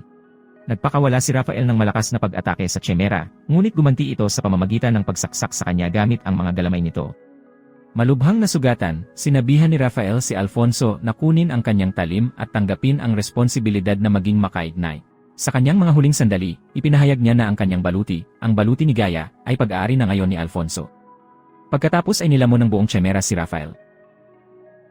Nabalot ng takot at kalungkutan si Alfonso, ngunit napagtanto niyang hindi niya hahayaang maging walang kabuluhan ang sakripisyo ng kanyang amo. Kinuha niya ang espada ni Rafael at dumaloy sa kanya ang surge ng enerhiya. Sa bagong nahanap na tapang at determinasyon, siya ay naging isang kabalyero. Nakasuot ng baluti ni Gaia, si Alfonso ay naniningil sa Chimera ng may kabayanihan. Ang Chimera ay naglulunsad ng isang pangwakas na desperadong pag-atake, ngunit ang lakas at bilis ni Alfonso ay nagpapatunay ng labis para dito. Sa isang tiyak na suntok, hinampas niya ang Chimera, na nabasag ang napakapangit na anyo nito. Ang katakutan ay sa wakas ay natalo. Nang maglaon, umiyak si Alfonso para sa kanyang namatay na amo at sumumpa sa kanyang talim na tutuparin niya ang nais ng kanyang amo na protektahan ang kaharian at ang mga tao nito, habang si Liam ay nakatingin sa kanya mula sa malayo. Nag-aalok si Leon na ilibing ang espada ni Master Rafael, ngunit tumugon si Alfonso na ipagpapatuloy niya ang alaala ng kanyang amo at lalaban dito, tulad ng minana ni Leon ang baluti mula sa kanyang ina. Nagulat si Liam nang malaman niyang kilala siya ni Alfonso, kaya sinabi sa kanya ni Alfonso na alam ng lahat sa lupaing ito ang tungkol sa lakas ng liwanag. Sagot ni Liam na hindi siya ganoon kagaling, ang layunin niya ay alisin si Mendoza at ang mga katatakutan, kaya sinabi sa kanya ni Alfonso na iisa ang kanilang layunin at pareho silang nangakong lalaban. Kinaumagahan ay lumabas si Leon upang kumuha ng pagkain at nakilala si Ima sa kanyang paglalakbay na halos nagligtas ng kanyang buhay mula sa mga kabalyero. Pagkatapos ay sinundan niya si Leon upang makilala si Alfonso at ipinakilala ang sarili sa kanya at ipinahayag ang kanyang kasiyahang makilala ang prinsipe. Sinabi niya sa kanya na ang German, na iniisip lamang ang tungkol sa kanyang lower half, ay technically kanyang tiyuhin at sa lalong madaling panahon narinig nila ang mga sigaw ni German. May hinahabol na naman siyang lalaki, and this time parang may ginawa siya sa asawa niya. Hindi nagtagal ay humarap si Alfonso kay Luis at hiniling kay Leon na itigil na ang pambubugbog sa kanyang ama. Pagkatapos ay nagpakilala siya at bigla siyang niyakap ni Luis at sinabing kamukha niya ang asawa niyang si Ana. Pagkatapos ay bigla siyang naging madrama at sumisigaw sa takot na si Ana ay maaaring magkaroon ng isang lihim na anak mula sa ibang lalaki at pagkatapos ay lumabas siya ng kubo na nagsasabing kailangan niya ng ilang oras na mag-isa. Humagalpak ng tawa si Emma, sinabing ito ang unang pagkakataon na nakita niya si Luis na nalilito at hiniling ni Alfonso kay Leon na mabilis na ayusin ang hindi pagkakaunawaan. Hiniling ni Emma na pabayaan si Luis at pumayag naman si Leon dahil gusto niyang matikman ng kanyang ama ang sarili niyang gamot. Sumagot si Emma na mahal ni Luis si Ana at naging sanhi iyon ng lahat ng hindi pagkakaunawaan. Nang maglaon, ipinaliwanag ni Alfonso ang roadmap ng Kastilyo ng Santa Bard na itinayo sa tuktok ng bangin. Ang silangang talampas ay mayroon pa ring pasukan sa lumang templo. At isa itong royal escape route na kakaunti lang ang nakakaalam at alam din ito ni Mendoza. Pero hindi nila alam kung ilang katatakutan ang inihanda ni Mendoza kaya hindi sila makakaatake ng walang impormasyon. Ipinaalam sa kanila ni Ima na ang Zirkel Circle ay isang ipinagbabawal na tuol sa parang na nagpapahintulot sa isa na kontrolin ang mga kakilakilabot sa Mendoza ay ipinatapon ng konseho dahil ninakaw niya ito. Si Mendoza pala ay pinarusahan ng ulo ng Makay dahil sa paggamit ng Zirkel Circle para pumatay ng tao at gamitin ang kanilang dugo para sa mga pagsusuri. Kaya binansagan siya ng sumpa at ipinatapon mula sa konseho. Ngunit pinasok siya ng hari dahil marami na ang napagaling ng kanyang gamot sa kaharian. Hiniling niya kay Mendoza na manatili sa kanya ng ilang sandali at malugod niyang tinanggap ang alok. Di nagtagal, sinimulan ng hari ang payo ni Mendoza sa mga digmaan at nagsimulang makamit ang malalaking tagumpay. Gumamit siya ng mga kakilakilabot upang talunin ang kalaban at ginantimpalaan siya ng hari ng isang magandang babae na nagngangalang Angelina, ang anak ng matalik niyang kaibigan para maging asawa ni Mendoza. Isang araw, nanganak ang kanyang asawa ng isang sanggol na lalaki, ngunit pinatay siya ni Mendoza dahil ang sabi ng sumpa, ang kanyang kadugo ay magkakaroon ng bahid ng dugo at hindi sila magiging Knight Knights. Simula noon, naging kaaway si Mendoza ng mga Makay Knight at mangkukulam at nagsimula ng witch hunt laban sa kanila. Nakuha niya ang Maid Octavia sa kanyang tabi sa kondisyon na hindi siya nito hahawakan. Sa kasalukuyan, kapag nabalitaan niya ang tungkol kay Prinsipe Alfonso at ang kanyang kaluwalhasyan, hinihiling niya kay Bernardo na durugin siya ng walang pagpipigil. Sa kabilang banda, sinipa ni Leon ang nalulumbay na asno ni Luis at tinanong kung gaano katagal siya naghahanda na maupo na parang santo at magdalamhati para kay Ana. Tinawag siya ni Alfonso bilang tiyuhin at sinabi sa kanya na dadalhin niya sila sa Kastilyo ng Santa Bard. Sinabi ni Luis kay Alfonso na napagpasyahan niyang kunin siya bilang kanyang anak dahil anak din siya ni Ana at handa nang sipain muli ni Leon ang kanyang pagiging pipi. Hindi nagtagal ay humagalpak ng tawa si Luis nang malaman niyang may kapatid na babae si Ana at anak niya si Alfonso, kaya't si Luis ang naging tiyuhin ng susunod na hari. Nang maglaon, nang tanungin ni Luz si Ima kung bakit siya nag-aalala tungkol kay Leon, sinagot niya na ito ay dahil ang mga marka sa kanyang katawan ay lubhang mapanganib at sila ay tumugon ng agresibo sa kanyang defensive instincts. Sumagot si Luis na ang mga markang iyon ay pagmamahal ng kanyang ina, ang tanging iniwan ni Ana para kay Leon. Hindi nagtagal, nagpaalam si Emma sa kanila at sinabi kay Luis na hindi na niya sila maaaring samahan dahil nangangaso siya ng isang tiyak na katatakutan. Nagpaalam si Luis sa kanya at hiniling na makipag-inuman sa kanya kung babalik siyang buhay. Pagkaraan ng ilang sandali, narating nila ang pasukan ng templo at sinabi ni Alfonso sa kanila na ang kanyang ina ay dapat makulong sa tor ng bilanggo at makapasok lamang sila dito pagkatapos tumawid sa isang makipot na tulay. Ngunit ngayon siya ay hindi dumating upang iligtas ang kanyang ina, ngunit upang iligtas ang kanyang kaharian at pagkatapos ay lumakad siya sa loob. Sinundan siya ni Leon at Luis at umakyat sa tor at napagtanto nilang kontrolado na ni Mendoza ang lahat. Hindi makapaniwala si Luis na nagtayo sila ng kastilyo sa ibabaw ng isang templo at lahat ng bagay tungkol sa kastilyong ito ay sobrang nakakatakot. Hindi nagtagal ay nakarating sila sa isang ritual na lugar kung saan dumadaloy ang dugo sa makipot na kanal at kakaibang duguan ang amoy sa buong lugar. Bago sila makabalik, nagsimulang bumaba ang mga kakilakilabot mula sa kisam ng silid. Ngunit unti-unti silang nakataka sa lugar at nakarating sa katedral kung saan nakilala nila ang dating kaibigan ni German na si Bernard. Hiniling ni Luis kina Leon at Alfonso na iwan sa kanya si Bernard at ituloy ang kanilang misyon at nag-aalangan silang pumayag sa kanya. Hindi nagtagal nagsimula silang mag-away na parang pusa at aso at pinalipad ni Luis si Bernard sa buong silid sa isang pag-atake. Kaya't si Bernard ay nagbagong anyo sa Black Knight, ngunit si Luis ay nakaupo sa lupa at ipinahayag na lalaban lamang siya sa kanya kapag sinabi niya sa kanya kung paano at kailan siya sumali sa masamang Mendoza. Si Bernard ay sumigaw sa kanya na nagsasabing hindi siya dapat makipaglokohan sa kanya at bumunot ng kanyang espada upang salakayin siya. Nang hindi siya pinakinggan ni Luis, nilagyan niya siya ng isang piraso ng silan, ngunit nananatili pa rin si Luis. Nang makita ito, na-flashback ni Bernard ang oras nang siya ay nakulong mula sa lahat ng panig ng Imperial Army. Noon niya napagtanto na ang mga tao ay mahina, mababaw na nilalang, at sayang ang oras upang protektahan sila mula sa mga kakilakilabot. Kaya't sinakal niya ang commander ng militar, ngunit biglang naalala niya ang mga salita ni Ana na ang mga tao ay kailangan upang protektahan dahil madali silang mapunta sa maling landas. Ngunit sa lalong madaling panahon narinig niya na ang dalawang kabalyero ay natagpuang nasugatan sa mga tarangkahan at sa takot na maaaring sila ay kanyang mga kaibigan na sina Ana at German, siya ay nabaliw at sinira ang panuntunan ng Makay sa pamamagitan ng pagpatay sa mga tao. Natumakbo siya upang iligtas si Ana, ngunit naabutan niya si Mendoza na sinunog ang kanyang lumang katawan at pinalitan siya ng isa pa. Hiniling niya kay Bernard na ihinto ang pagliligtas sa mga tao, ngunit pamunuan sila upang makamit ang lahat ng kapangyarihan. Hiniling ni Mendoza sa kanya na sumama sa kanya at maging isang taong makakalaban sa Makay Knights. Nang marinig ang kanyang kwento, sinigawan siya ni Luis dahil sa pagiging tanga at naging kabalyero at sinabing mula ngayon ay hindi na niya ito ituturing na kapatid niyang si Bernard. Ang galit ni German ay nag-aalab habang siya ay nagiging isang kabalyero, ang kanyang baluti ay kumikinang na may malamig at walang pigil na liwanag. Si Bernard ay matatag na nakatayo, ang kanyang katawan ay naninigas sa pagsuway na naglalabas ng hilaw na kapangyarihan. Marahas silang nagsasalpukan, ang mga talim ni German ay naghihiwa sa hangin habang sinasalungat ni Bernard ang mga brutal na suntok, ang kanilang mga hampas ay umaalingaw-ngaw na parang kulog. Ang labanan ay dumaloy sa bukas, ang kanilang mga galaw ay isang mabangis na sayaw sa ilalim ng liwanag ng buwan. Inilabas ni Bernard ang kanyang kahanga-hangang baril, ang bariles nito ay kumikinang na nagbabala. Habang ang kabayong panggabing Aleman ay nagiging isang napakalaking bala. Ang magkabilang puwersa ay nagbanggaan sa isang lumalalim na pagsabog, isang shockwave na humahagis sa kanila sa magkasalungat na direksyon. Sa pag-aayos ng alikabok, nakita nilang pareho silang bumagsak sa lupa. Hiniling ni Luis na huminto siya, ngunit sinaksak siya ni Bernardo gamit ang kanyang drill hand na nagsasabing aalisin niya siya, ngunit may ibang trick si Luis na iniligtas para sa kanya. Tinawag niya ang kanyang talim at lumalas ito sa liig ni Bernard at hinawakan ni Luis ang kanyang kaibigan sa kanyang mga bisig.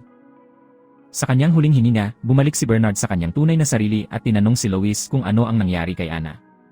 Kaya nagsinungaling si Luis sa kanya, naligtas siya.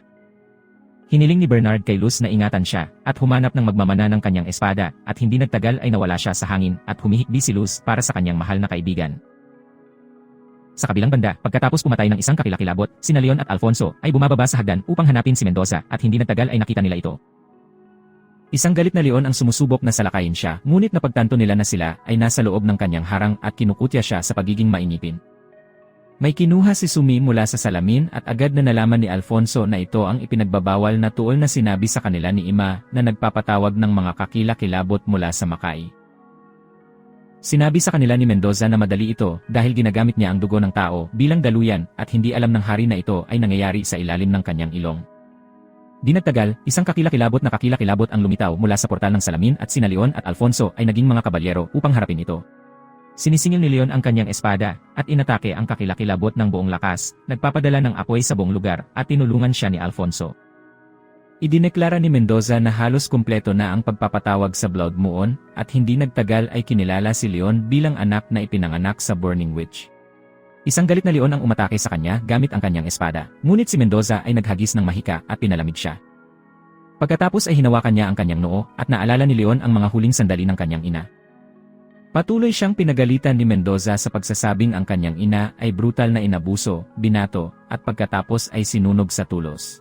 Sinisigawan siya ni Alfonso na huwag malinlang ng masamang Mendoza at mawala sa sarili. Agad niyang sinipa ang kilabot at pumunta sa gilid ni Leon para ibalik ito sa kanyang katinuan.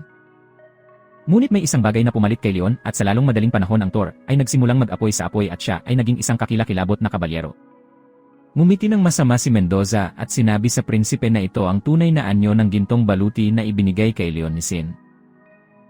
Hindi nagtagal ay nakatakas si Leon sa Tor at sinundan siya ni Alfonso, pinipigilan siyang magdulot ng pinsala sa nayon. Nagsimulang mag-alab ang nayon sa ilalim ng galit ni Leon. At iniisip ni Alfonso kung ito ba ang tunay na mukha ng Golden Knight na dapat magligtas sa mundo, ngunit hindi man lang niya mailigtas ang sarili sa sariling damdamin. Humingi ng paumanhin si Alfonso kay Luis at inatake si Leon, ngunit sinabihan siya ng isang sugatang Luis na pindutin ang emblem sa balakang ni Leon at ang kanyang baluti ay matanggal. Nakiusap siya kay Alfonso na gawin ito ng mabilis bago siya mahulog sa butas ng kadiliman. Tumalon si Alfonso patungo kay Leon, sinusubukan siyang pigilan, ngunit ganap na wala sa kontrol si Leon. Sa sandaling iyon, dumating si Emma at pinaulanan ng nagyelong palaso si Leon na nagpabagal sa kanya. Nagbibigay ito kay Alfonso ng sapat na oras upang hampasin ang sagisag ni Leon gamit ang kanyang espada. Nabasag ng tama ang baluti ni Leon at nagsimula siyang mahulog sa madilim na kalangitan. Walang magawa si Luis na nanonood, tumutulo ang mga luha sa kanyang mukha, na konsensya sa hindi pagpigil sa paghahanap ng paghihiganti ni Leon kahit na makalipas ang 17 taon. Bago tumama si Leon sa lupa, ginamit ni Ima ang kanyang mahika para ibaba ang isang Tor para mahuli siya. Sinabihan niya si Luis na hawakan si Leon at mabilis itong sumunod. Ilang sandali pa, ligtas na napunta si Leon sa mga bisig ni German. Lumapit din sa kanila sina Sue at Alfonso at nakita nila ang lagim na umuusbong sa labas ng kastilyo. Sinabi ni Alfonso kay Luis na mayroon din siyang dugo ng isang gintong kabalyero sa kanyang mga ugat, naging isang kabalyero, at naghahanda upang labanan muli ang masamang kakilakilabot. Siya ay tumalon sa kakilakilabot ng lahat ng kanyang lakas, at inaatake siya ng kanyang tabak ng lakas. Ngunit siya ay napunta sa tiyan ng hayop, ngunit biglang sumabog ang tiyan ng hayop at lumabas si Alfonso mula rito. Biglang lumipad si Mendoza patungo kay Alfonso, ngunit nilamon siya ng halimaw at mabilis na hiniwa ni Alfonso ang kanyang tiyan. Pagkaraan ng ilang oras, bumalik si Leon sa kanyang katinuan at hiningi ang kanyang baluti at sinabi sa kanya ni Luz na tinanggap na ng baluti si Alfonso dahil hindi na ito maisuot ni Garo at Leon. Nang malaman ni Leon na biglang namatay si Mendoza, nakiusap siya kay Alfonso na ibalik ang kanyang baluti, ngunit tumanggi siya dahil hindi niya ito karapat-dapat na mabawi pagkatapos sirain ang lungsod. Nang hindi sumang-ayon si Leon sa kanya, sinuntok siya ni Luis sa mukha at hiniling sa kanya na tanggapin ang katotohanan na hindi na siya maka-ignite. Lumayo si Leon at umaasa si Luis na muli siyang tatayo. Kinaumagahan, pinuntahan ng prinsipe ang mga tao sa kanyang kastilyo at pagkatapos ay ang kanyang nakahiga na ina sa bilangguan. Nalaman niyang nagbuwis ng sariling buhay ang kanyang ina dahil ayaw nitong maging pabigat sa kanya at nagluluksa si Alfonso sa pagkamatay ng kanyang ina. Ginagawa ni Alfonso ang mga huling ritual ng kanyang ina at pagkatapos ay pumunta siya sa kastilyo upang tiyakin sa lahat na ilalaan niya ang kanyang sarili para sa kaligayahan ng mga tao at ang kaharian ng magiting. Masaya ang lahat sa muling pagbabalik ni Prinsip Alfonso sa kaharian, wala raw dapat ipag-alala dahil kakampi niya si Prinsip Alfonso. Sa kabilang banda, hiwalay na sina Liana at Luis sa isa't isa. Isang sugatang Luis ang kinuha ng naglalaba na nag-aalaga sa kanya. Habang ang mga sugat ni Leon ay ginagamot ng isang babaeng nayon na nagngangalang Lara. Pagkaraan ng 10 araw, sa wakas ay kinausap ni Leon si Lara at tinawag ng batang babae ang kanyang mga lolo't lola at ina. Hinahain nila siya ng pagkain at nang tanungin ni Leon kung bakit nila siya niligtas, nagbibiro ang lola na mahihirapan daw silang itapon ang katawan niya, kaya mas mabuting gumaling siya kaagad at umalis sa lalong madaling panahon. Kinaumagahan, pinapunta ng matandang hag si Leon upang samahan ang kanyang lola na si Lara sa bahay ng Panginoon. Sa kanilang paglalakbay, sinabi sa kanya ni Lara ang lahat tungkol sa pamamahala ng bayan at ang kahalagahan ng mga Panginoon sa kanilang lupain. Nagpahinga sila ng ilang oras at si Lara ay nagtanim ng sibuyas habang si Liam naman ay nagpapahinga.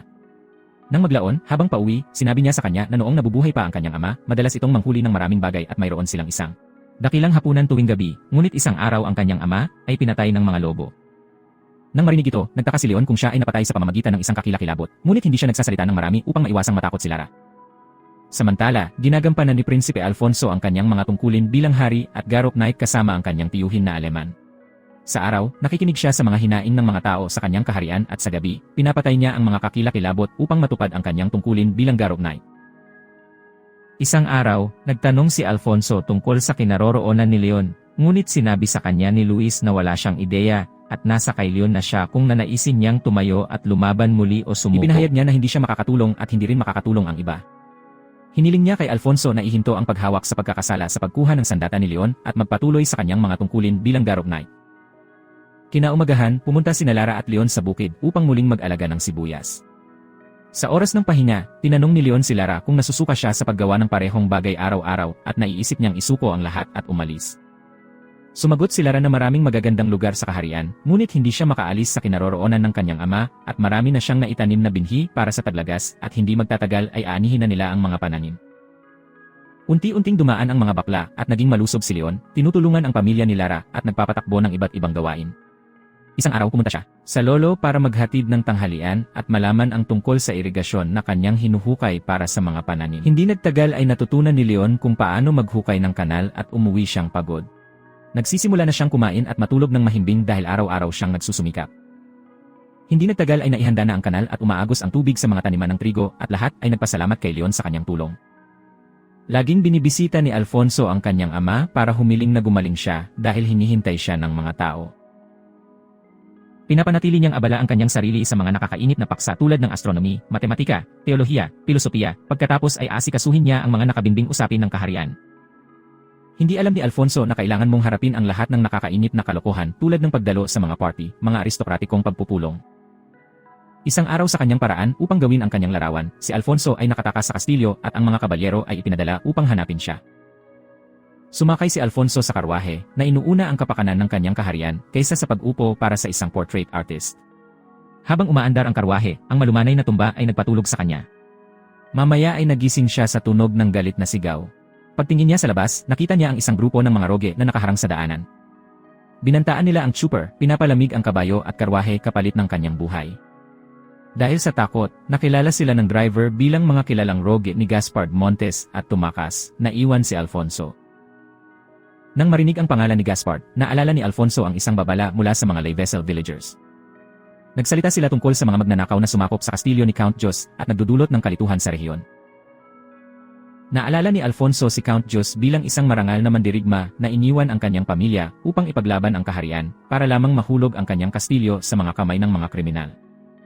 Biglang inihagis ng mga tulisan ang isang natatakot na batang lalaki sa karwahe bago bumalik sa kanilang mainit na pagtatalo. Mabilis na sininyasan ni Alfonso ang bata na manatiling tahimik, tinasa ng mabuti ang sitwasyon. Sa kabilang banda, habang naglalakad sa bukid kasama si Lara, nadatnan ni Leon si Emma sa daan. Sinabi niya sa kanya na pupunta siya sa ibang paglalakbay. Tinanong siya ni Leon tungkol kay Santa Bart at Imon, sinabi sa kanya na ganap na bumalik sa normal ang bayan at akmang-akma si Alfonso sa papel ng Golden Knight. Samantala, ang mga magnanakaw ay nakarating sa kastilyo at sa sandaling maalis nila ang takip ng karwahe, ang prinsipe ay lumabas mula rito at pinaulanan sila ng suntok. Sinuntok ng kanilang pinuno ang prinsipe, ngunit sa huli ay gumawa siya ng malaking butas sa dingding habang iniiwasan siya ni Alfonso. Ngunit biglang lumabas si Luis sa kastilyo at ang prinsipe ay nataranta nang makita ang kanyang tiyuhin na may kasamang grupo ng mga magnanakaw. Hindi nagtagal ay sabay silang nagtanghalian at tinawagan ng hepe ang amo ni Luis, sinabing hindi niya alam na mahuhuli niya ang pamangkin ni German. Noon nalaman ni Alfonso na si Gaspard ay hindi isang grupo ng mga magnanakaw, ngunit ang mga tao ng lay vessel ay patuloy na nakikipaglaban sa kanila para sa mga personal na dahilan. Ang batang lalaki na nahuli nila minsan ay hindi nirerespeto ang anak na babae ng pinuno kaya dinala nila ito sa kanila. So technically, sila ang unang nagsimula ng laban. Ipinagtanggol ng anak na babae ng pinuno ang batang lalaki na nagngangalang Mauro, sinabi na binigyan lamang niya ito ng isang liham na puno ng magagandang salita. Sumagot si Luz na pareho ang mga bata na may gusto sa isa't isa, kaya dapat itigil ng pinuno ang pagsundot sa kanyang ilong. Ngunit sinabi ng matigas na ulo na hepe na dinala niya ang bata para humingi ng pantubos na pera mula sa kanyang mga magulang na bangkero. Pagkaraan ng ilang oras, tinanong ni Alfonso kung ano ang ginagawa ni Luis sa kanila at nalaman niyang narito si Luis upang mangolekta ng mga bulaklak para sa isang taong gusto niya. Ngunit bigla silang sinigawan ni Moro na nagsasabing ang mga puting liryo ay sinumpa dahil sila ay pinalaki ng asawa ni Count Juice na isang mangkukulam. Si Isabelle, ang asawa ng konde, ay natakot na maglaho ang kanyang kagandahan habang naghihintay ng katas, kaya inagaw ang mga babae sa lugar upang inumin ang kanilang dugo. Si Lord Roland, na mahal din si Isabelle, ay sinubukan siyang pigilan, ngunit pinatay niya ito at itinago ang kanyang katawan sa kung saan. Kaya isang araw, bumalik si Lord Juice at pinatay ang kanyang asawa at ang kanyang sarili, at mula noon, ang mga liryo ay isinumpa. Nang marinig ang kanyang hangal na kwento, hinampas ng hepe ang bata sa kanyang ulo at galit na umalis sa mesa. Pagkaalis ng lahat, pinahahalagahan ni Alfonso ang kanyang tiyuhin na nauna sa kanya upang suriin kung mayroong anumang mga kakilakilabot sa rehiyong ito na nagpapanggap na siya ay dumating upang pumili bulaklak para sa ilang babae. Sa gabi, si Fene, ang anak na babae ng pinuno, ay pumasok sa bilangguan at sinabi kay Moro na siya ay dumating upang iligtas siya, ngunit hindi niya sinasadyang napindot ang isang laryo na nagbubukas ng isang fleet ng hagdan patungo sa basement sa harap nila. Pagbaba nilang dalawa sa hagdan, nakita nila ang isang kalansay at isang lalaki na magkakaugnay. On seeing this, Moro exclaims that Isabel really was a witch, gaya ng sabi ng lahat. Ngunit biglang, sa isang aksidente, natapos na tinanggal ni Moro ang selyo sa Juice at hindi nagtagal ay lumaya ang kanyang kakilakilabot. Sa kabilang banda, natuklasan nina Luis at Alfonso ang talaarawan ni Isabel at nalaman nila na siya ay isang pari din ng Macag at kapwa naging horror sina Count Jos at Lord Ronald. Pero mukhang naging horror muna si Ronleb dahil hindi natupad ang isang wish niya na maging stranger na Juice at nainggit siya sa lakas ni Juice at naging horror siya sa kanyang sarili. Ngunit pinagtibay ng mga kakilakilabot ang kanilang host personality at kumilos bilang mga karibal at nakipagkumpetensya upang makita kung sino ang kumonsumo ng mas maraming tao kaysa sa iba. Kaya't lumipat sila mula sa digmaan patungo sa digmaan, umaatake at umiinom ng dugo ng mga batang babae. Kaya nang matagpuan na si Isabel ang nagbuklod kay Ronaldo sa kastilyo, at pagkatapos ay ginamit niya ang sarili niyang dugo para itatak ang kanyang asawa sa silong, at siya ay namatay sa proseso. Ang mga puting liryo ay ang mga kasangkapan ng madu na ginamit niya sa pagtatatak ng mga kakilakilabot. Bigla silang nakarinig ng malakas na sigaw. Lumabas sa basement sina Alfonso at Mauro para hanapin si Juice na bihag si Fana. Samantala, ang hepe ay naabutan ng mga kakilakilabot ni Ronaldo na naging isang malakas na halimaw. Si Jost at ang punong nag-aaway, ang kanilang tunggalian ay nagtutulak sa kanila sa kanilang mga limitasyon. Tumakas si Jost kasama si Fauna at hinabol siya ni Alfonso sa rooftop ng kastilyo. Doon, binitag ni Jost si Fauna gamit ang kanyang mga galamay at naghahanda na maubos ang kanyang dugo. Hinampas ni Alfonso ang dila ni Juice gamit ang kanyang espada, sa pag-akalang siya ay nanalo, ngunit muling bumangon si Juice. Inihagis niya si Fana sa hangin at pinigilan si Alfonso na iligtas siya. Nag-transform si Alfonso bilang isang kabalyero at natalo si Jost. Gayunpaman, nahulog ang Fauna mula sa bubong. Sa huling sandali, nahuli siya ni Mauro, ngunit bumagsak sa pagsisikap. Si Julio, ang ampon ng panday, ay namana ng kanyang tindahan sa kanyang ama, at ang mga tao sa kanyang paligid ay nagbigay ng suporta sa kanya. Nagtipon ng mga bata ng mga bihasang manggagawa ng bayan at lahat sila ay nagsisikap tungo sa paglikha ng maalamat na gabi ng liwanag ng kaharian. Matapos ang pagkamatay ni Mendoza, ang lungsod ng Santa Barbara ay nawasak ng labanan sa pagitan ng mga kabalyero at mga kakilakilabot. Kaya pagkatapos ng insidenteng iyon, sinusubukan ng mga manggagawa na lumikha ng isa pang gabi ng liwanag. Sa lalong madaling panahon ng proyekto ay nagsimula silang mag-assemble ng iba't ibang bahagi ng kabalyero, mag-brainstorm at mag-isip ng pinakamahusay na mga ideya upang magdisenyo ng isa pang kabalyero. Iminumungkahi ni Trulio na lagyan ito ng mga pakpak upang makatulong sa paglipad. Pagkatapos ay nagpatuloy sila sa bundok na hugis lobo at baluti na pininturahan ng ginto. Kinaumagahan ay kumpleto na ang replika ng kabalyero at ang isa sa mga manggagawa ay nagpasya na isuot ito, ngunit ang baluti ay napakabigat na ang lalaki ay hindi makagalaw kahit isang paa. Kaya ang isang babae ay nagmumungkahi na maaari nilang subukan ang paggawa ng isang gumagalaw na manika, ngunit iniisip ng iba na halos imposible na gumawa ng isang bagay na tulad nito. Pagkarinig nito, sumagot si Julia na kailangan niya ng isang gabi para pag-isipan ang ideya ni Miss Petrona ng isang self-moving doll. Hindi nagtagal ay ginugol ni Julio ang buong gabi sa pag-iisip at pagtatrabaho sa self-moving armor at kinaumagahan ay ipinakita niya sa kanyang kapwa manggagawa ang isang motor na makakatulong sa paglipat ng armor. Nang makita ang sketch ni Julio ng isang bagong baluti, ang lahat ay tila napuno ng kaguluhan at nagsimula silang magtrabaho muli sa proyekto. Kinabukasan, si Camila, ang dalubhasang manggagawa, ay nagdadala ng napakagandang makina sa paggawaan ni Julio. Lahat ay nagtitipon upang humanga sa kanyang gawa. Humanga sa disenyo at mahusay na pagkakayari nito. Ang makina ay isang mahalagang bagong bahagi para sa baluti ng Knight na matagal nang ginagawa ng koponan. Maingat, ikinakabit nila ang mga bagong bahagi ng baluti at ang pagbabago ay napakaganda. Ang baluti ngayon ay may maladyos na anyo, isang bagay na hindi pa nakita ng sinuman sa workshop. Tuwang-tuwa at puno ng pag-asa ang koponan habang naghahanda silang subukan ito. Upang subukan ang bagong baluti, humakbang pasulong si Craftsman Bruno at isinuot ito. Sa una, ang makina ay gumana ng perpekto. Ang mga galaw ay makinis at ang baluti ay mukhang makapangyarihan at eleganteng. Ngunit pagkatapos ng maikling panahon, may mali. Biglang huminto ang makina at nagsimulang tumaas ang usok mula rito. Nahihirapang huminga si Ruben habang lumalabas sa armor. Siya ay pagod at nanginginig na sinasabi na ang pananatili sa loob ng makina ay pakiramdam na maaari itong pumatay sa kanya. Ang buwan sa paggawaan ay nagbabago. Ang koponan ay nag-aalala at nalilito tungkol sa kung ano ang nangyari. Sa sandaling iyon, pumasok sa paggawaan si E. Poncho, isa pang panday na kasama ni Julio. Dala niya ang isang malaking dami ng karne at dugo na ikinagulat ng lahat. Ipinaliwanag ni Poncho na ito ay hindi lamang ordinaryong karne, ito ay isang mahalagang bahagi ng solusyon. Pinagmamasdan niya ang baluti at itinuro na ang mga tubo sa paligid ng baywang ay masyadong gumagalaw at hindi makayanan ang presyon. Hinuhulaan niya na masisira ang mga tubo kung patuloy nilang gagamitin ang kasalukuyang disenyo.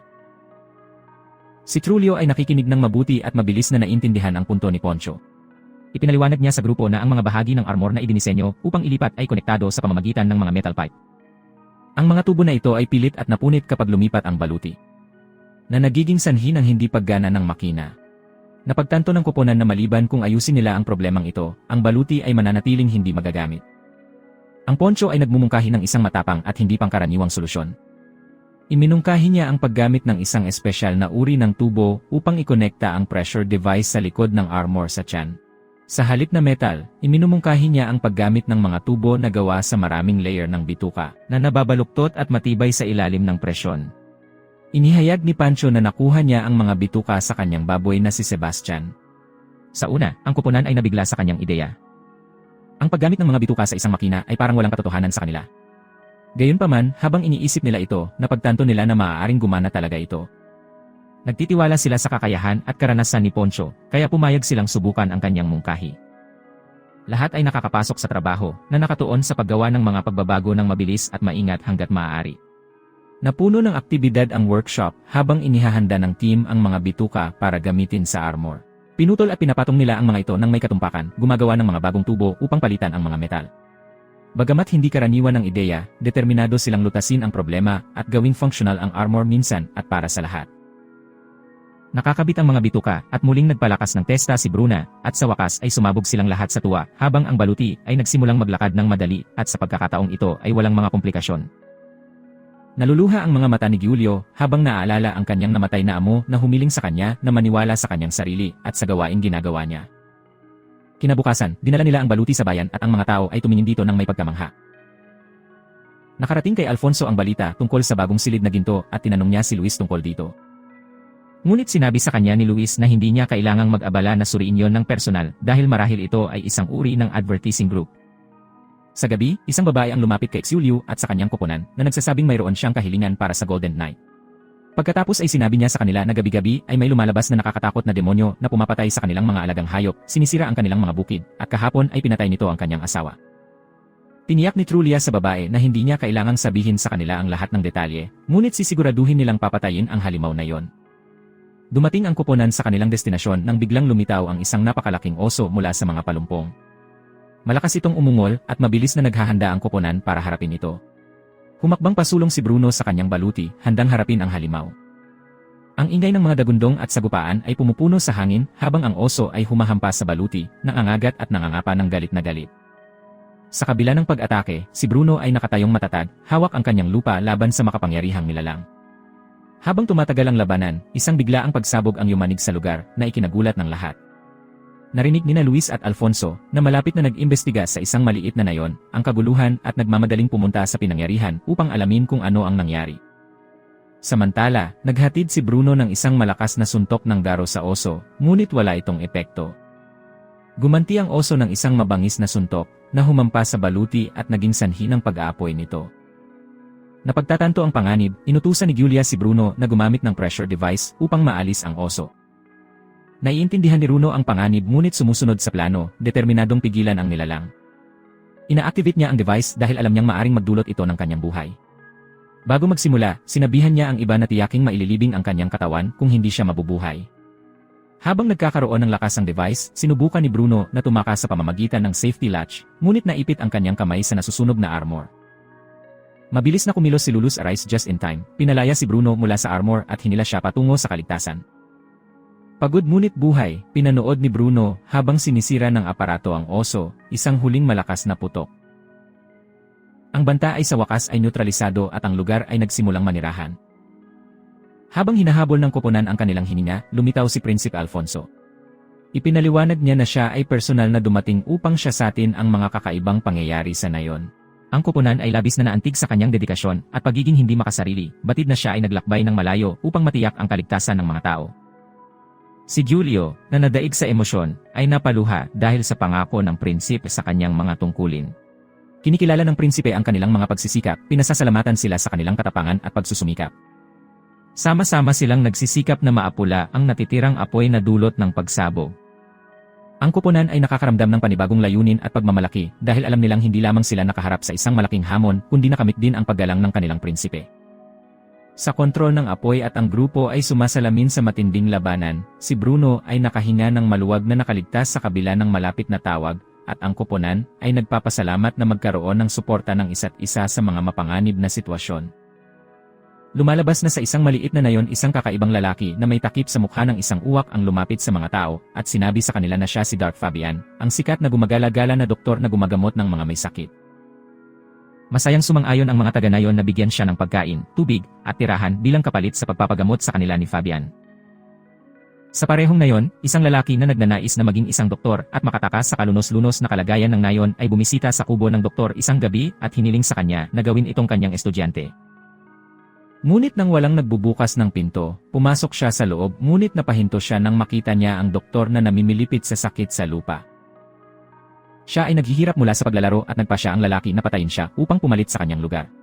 Sinakal niya si Fabian hanggang sa mamatay at nang buksan niya ang kanyang libro ng mga gamot ay pumasok ang kilabot sa loob ng kanyang katawan at kinuha niya ang maskara at mga gamit ni Fabian upang matupad ang kanyang pangarap na pagiging doktor.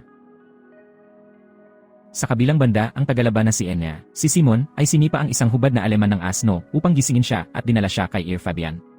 Hiniling ni Luis sa doktor na hayaan siyang sumilip sa loob ng kanyang maskara, ngunit itinanggi niya na ang maskara ay nagpapadali para sa mga tao na maniwala sa kanya. Sinabi niya sa tagalaban na si Luis ay walang pinsala sa buto, kaya siya ay gagaling sa lalong madaling panahon. Hindi nagtagal ay lumabas sila ng tent at nakita ang mahabang pila ng mga tao na naghihintay na gamutin ng sikat na gumagala na doktor, si Fabian. Sa gitna nila, kinilala ng isang batang makulit na lalaki si Luis bilang ang hubad na lalaki mula noon at binati siya at hindi nagtagal ay nagsimula silang makipag-usap sa kanyang ina. Mukhang hindi pa gumagaling ang mabahong batang lalaki, kaya't ang kawawang matandang babae ay nagpatingin sa doktor. Hiniling ni Luz na magtiwala siya kay Prinsipe Alfonso dahil gagawin niyang mas madaling tirahan ang kanilang bansa. Di nagtagal, dalawang babae ang dumating sa Germany at niyakap siya na sinasabi na dapat siyang pumunta sa kanila ng madalas at si Semia ay nandidiri sa kanyang mga mata. Matapos makita ang lahat ng mga pasyente, binigyan ni Fabian si Taimina ng balsamo para sa kanyang mga tuyong kamay at may tanda ng pasasalamat sa pagtulong sa kanya. Kinabukasan, sinundan ni Semia si Luis sa isang madilim na eskinita kung saan nakilala niya ang prinsip na nakabalat kayo. Sinabi sa kanya ng prinsipe na kasama ang kagabi, 10 tao ang nawala sa huling 2 linggo. Naniniwala si Luis na ito ay talagang gawa ng isang horror at ipinakita sa kanya ni Alfonso ang mapa kung saan nakatira ang bawat tao. Napagtanto ni Luis na medyo malaki ang lugar ng pangangaso at hindi sila makapagpasya kung saan at kailan ang susunod na pag-atake. Sinabi niya kay Alfonso na magsisimula na siya sa kanyang round kinabukasan para hindi na siya masyadong mag-alala. Yumuko si Alfonso para pasalamatan siya, ngunit tinatangay ng ihip ng hangin ang kanyang kapa at nagtataka si Semia kung bakit ang kanilang prinsipe Alfonso ay lihim na aleman. Sa gabi, ginagamit ni Semia ang balsamo na ibinigay sa kanya ni Fabian. Kinabukasan, nang tanungin ni Luz ang kasambahay ng inn kung nasaan si Xemiet, sinagot niya na kasama niya ang doktor dahil nag-collapse ito habang tinutulungan siya kahapon. Sa kabilang banda, ang Peking si Fabian ang naglipat ng sakit na insomnia ng salot sa pamamagitan ng balm para gawin siyang test subject at mapaglabanan ang sakit na salot na kahit ang tunay na Fabian ay hindi magagamot. Ang kilabot sa loob ng Peking Fabian ay ubusin ang katawan ni Semia kapag siya ay gumaling. Maya-maya ay dumating si Luz na nagmamadaling pumasok sa tent at tiniyak kay Semia na gagaling siya sa lalong madaling panahon. Nang maglaon, nagpasalamat si Luis kay Fabian sa pag-aalaga sa babaeng may-ari ng bahay tuluyan at lumabas ng tent, sinabing bibisita siya muli. Pinapanood ni Lewis ang peking si Fabian na ibunyag ang kanyang tunay na anyo sa ilalim ng takip ng gabi, na nagiging isang napakalaking sindak na may matatalas na ngipin. Naghanda si Fabian na salakayin si Simura, ngunit hinawakan siya ni Luz mula sa likuran at itinapon sa malapit na tolda. Nalaman na ni Luz ang sikreto ni Fabian. Ang mga taong inaangkin ni Fabian na ginagamot ay ang mismong kanyang kinain. Ang peking doktor ay palaging nagpapakain sa kanyang mga pasyente, sinasamantala ang kanilang tiwala. Sa loob ng tent, inayos ni Fabian ang kanyang sarili ng mga matutulis na instrumento sa pag-opera na handang makipaglaban. Nananatiling alerto si Luz, hawak ang kanyang punyal para kontrahin ang mga pag-atake ni Fabian. Inihagis ni Fabian ang mga instrumento sa hindi kapanipaniwalang bilis, ngunit mahusay na iniiwasan ni Lou ang bawat isa, gamit ang kanyang punyal upang ilihis ang mga lumilipad na sandata. Napuno ng tensyon ang tent habang naghahanda ang dalawang kalaban para sa susunod na welga. Inihayag ni Fabian ang kanyang baluktot na lohika, sa paniniwalang nakagawa siya ng higit na kabutihan kaysa sa pinsala sa pamamagitan ng pagpapagaling ng mas maraming tao kaysa sa kanyang natupo. Gayunpaman, alam ni Lewis na ang gayong kasamaan ay hindi maaaring makatwiran at ang kanyang tungkulin bilang maka-ignite ay protektahan ang sangkatauhan mula sa mga kakilakilabot na tulad ni Fabian. Determinado, sinisingil ni Lewis si Fabian gamit ang kanyang mga punyal. Si Fabian, na nakakaramdam ng panganib, ay sumasailalim sa isang nakakatakot na pagbabago na naging isang mas nakakatakot na katakutan. Tumugon si Lewis sa pamamagitan ng pagtawag sa kanyang makapangyarihang baluti, ang kanyang determinasyon ay nagniningning. Tumindi ang kanilang labanan habang matindi ang sagupaan ng dalawa, nagpapalitan ng suntok. Nagawa ni Lewis na mapunta ang ilang malalalim na hiwa kay Fabian, ngunit halos agad na gumagaling ang bawat buwan, na iniwang hindi nasaktan ang katakutan. Ginamit ni Fabian ang kanyang napakalaking lakas para suntukin si Luz ng buong lakas, na nagpabagsak sa kanya sa lupa. Ang epekto ay brutal, nag-iwan ng maluwag na nasugatan at umuubo ng dugo. Si Fabian, na ngayon ay nakataas sa kanya, ay sinusuri ang kanyang mga pinsala na may kakaibang halo ng kuryosidad at pagmamataas. Sa kabila ng kanyang napakapangit na kalikasan, muling lumitaw ang mga dating gawin ni Fabian bilang isang manggagamot. Nang makita ang lawak ng mga pinsala ni German, hindi niya mapigilan ang pagnanais na gamutin siya. Nakalimutan ang kanyang papel bilang isang horror, kinuha ni Fabian ang isang kahon ng gamot at tinurok si Luis ng isang malakas na serum. Gumagana kaagad ang serum, nagpapagaling sa mga sugat ni German at nagpapanumbalik ng kanyang lakas. Lumalakas ang enerhiya para sa katawan ni German at bumangon siya ng may panibagong sigla. Ang desisyon ni Fabian na pagalingin siya ay isang malaking pagkakamali. Sinasamantala ng Aleman na ngayon ay ganap na nakabawi at may kapangyarihan sa sitwasyon. Nag-transform siya pabalik sa kanyang megform at naghatid ng isang mapangwasak na sipa sa tiyan ni Fabian na nagpapadala sa horror reeling. Gumanti si Fabian sa pamamagitan ng pagpapakawala ng matatalim na spike mula sa kanyang katawan na naglalayong ipako si German, ngunit ang liksi ng kabalyero ay nagpapahintulot sa kanya na makaiwas sa bawat pag-atake ng madali. Ang labanan ay umabot sa kasukdulan nito habang inilalabas ni Luz ang kanyang buong lakas. Ang kanyang espada ay kumikinang sa enerhiya habang sinisingil niya si Fabian na tinatamaan ang mga depensa ng horror. Ang mga kakayahan ni Fabian sa pagbabagong buhay ay hindi na makakasabay sa walang humpay na pag-atake. Sa isang huling malakas na welga, tinusok ni Lewis ang kaibuturan ni Fabian, natalo siya. Si Fabian ay nagpakawala ng nakakatakot na hiyaw habang ang kanyang katawan ay nawasak sa usok na walang naiwan. Tumahimik ang tent at tumahimik ang hangin. Si Lewis ay nanalo, ang kanyang tungkulin bilang maka-ignite ay natupad muli. Kinaumagahan, nagising si Samya na nakakaramdam ng kaginhawaan, na malaya mula sa salot na nagpabihag sa kanya. Nanatili si Lois sa tabi niya, tinitiyak na siya ay inaalagaan. Marahan niyang pinaalalahanan siya na huwag mag-over-exercise, na tinitiyak sa kanya na mag-aalala ang lahat kung pipilitin niya ng husto. Nagpapasalamat sa kanyang suporta, ibinahagi ni Stenia ang mga kaisipang pinanghahawakan niya. Inamin niya na palagi siyang naniniwala na si Lois ay isang aristokrata, na pinilit ng mga pangyayari na manirahan sa kanilang katamtamang bayan. Nang makita ang naguguluhang ekspresyong ito, ipinaliwanag niya na minsan ay nakita niya si Alfonso na nakayuko ang ulo sa kanya na nagpasigla sa kanyang palagay. Tumawa si Luz na tuwa sa ideya. Tinawag niya itong isang hangal ngunit kaakit-akit na babae, na binabanggit na ang isang taong magaspang at hindi makinis na gaya niya ay hindi maaaring mapagkamalang maharlika. Gayunpaman, nangangako siyang ibabahagi ang buong kwento sa kanya balang araw.